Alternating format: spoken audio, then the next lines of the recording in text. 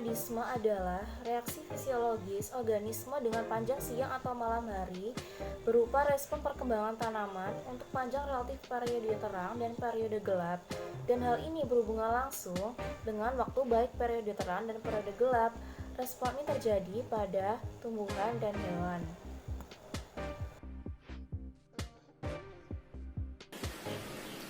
Klarifikasi fotoperiodisme.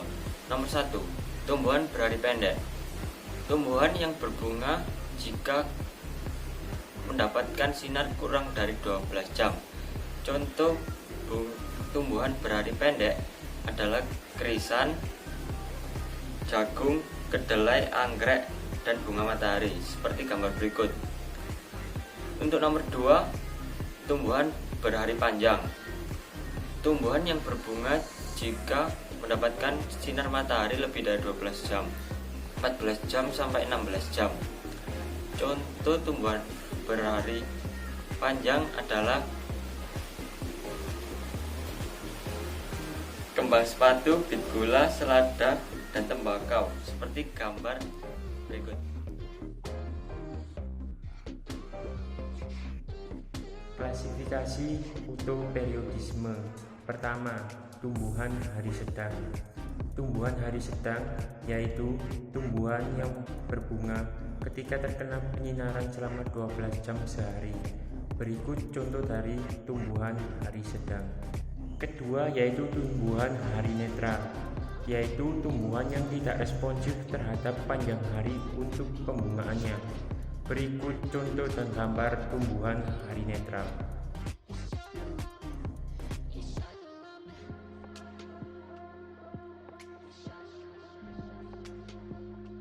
Selanjutnya adalah beralih ke embriogenesis. Apa itu embriogenesis? Embriogenesis adalah proses pembentukan dan perkembangan embrio. Berawal dari fertilisasi, yaitu bertemunya sel sperma dengan sel telur dalam ovidum. Setelah sperma masuk ke dalam sel telur, saat itu juga gen laki-laki dan perempuan bersatu. Dalam sel telur, kepala sperma membuka diri kemudian melebur menjadi zigot. Zigot pun membelah diri dari 2 menjadi 4, 8, 16 dan total berjumlah 64 pasang.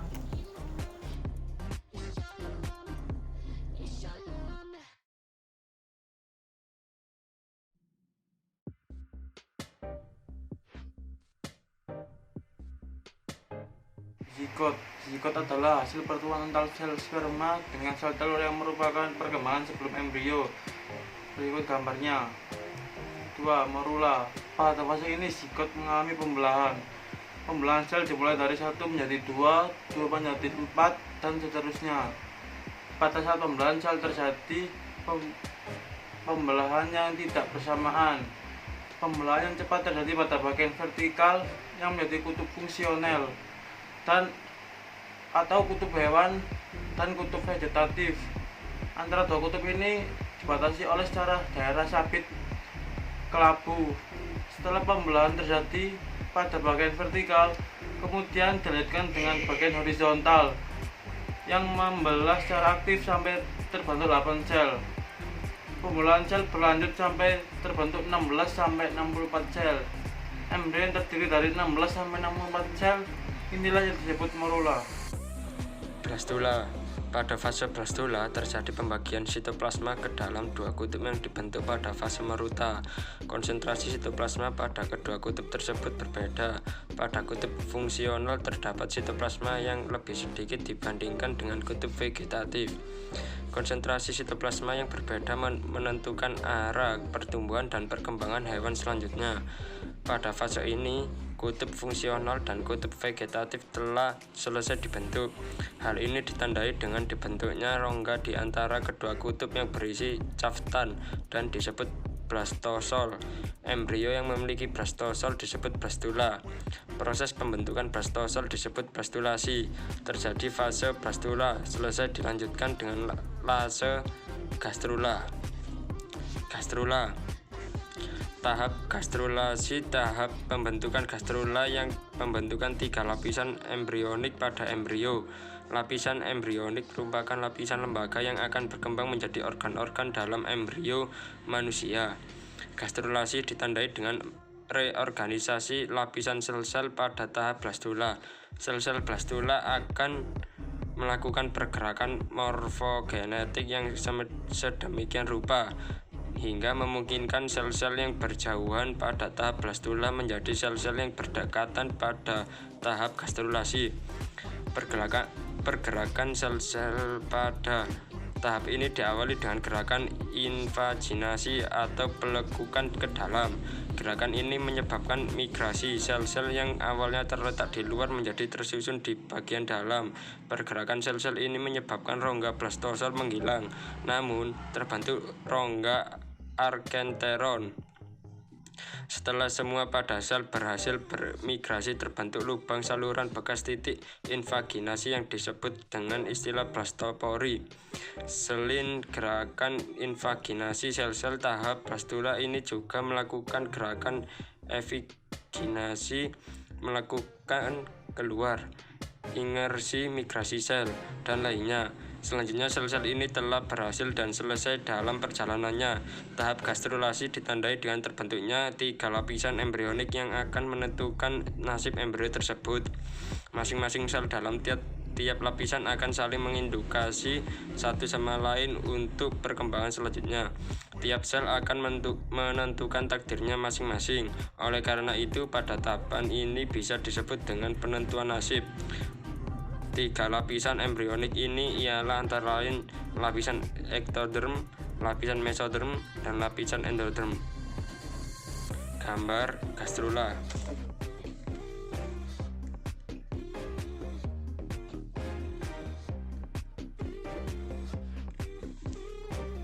Neurula. Dalam tahap neurulasi merupakan awal dari tahap diferensiasi setelah tahap gastrulasi. Pada tahap neurulasi merupakan tahap korda saraf atau notokord yang merupakan ciri utama dari hewan vertebrata. Notokorda dibentuk dari interaksi induksi antara lapisan ektoderm dan lapisan mesoderm di dalamnya. Induksi antara lapisan ini menyebabkan sel-sel ektoderm bergerak sehingga terbentuk notokorda yang memanjang. Untuk selanjutnya, notokorda ini akan berkembang menjadi sistem saraf pusat atau perkembangan otak. Intinya, tahapan neurulasi diindikasikan dengan terbentuknya lempeng saraf atau notokorda pada lapisan ektoderm. Berikut beserta gambarnya.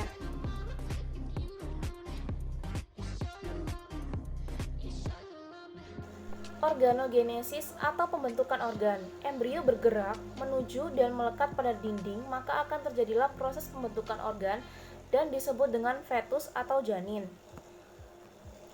Fase perkembangan janin. Yang pertama adalah umur janin 1 bulan.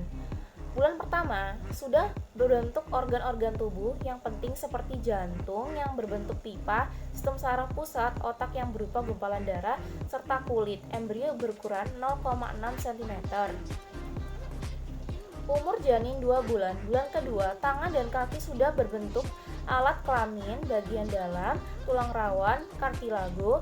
Embrio berukuran 4 cm dan mulai terbentuk juga sistem saraf pusat atau otak, syaraf tulang belakang, serta saluran pencernaan. Umur janin 3 bulan. Bulan ketiga seluruh organ tubuh sudah lengkap terbentuk termasuk organ kelamin luar. Panjang embrio mencapai 7 cm dengan berat 20 gram. Umur janin 4 bulan. Bulan keempat sudah disebut dengan janin dan janin mulai bergerak aktif. Janin mencapai berat 100 gram dengan panjang 14 cm. Umur janin 5 bulan. Bulan kelima, janin akan lebih aktif bergerak, dapat memberikan respon terhadap suara keras dan menendang. Alat kelamin janin sudah lebih nyata dan akan terlihat bila dilakukan USG atau ultrasonografi. Umur janin 6 bulan.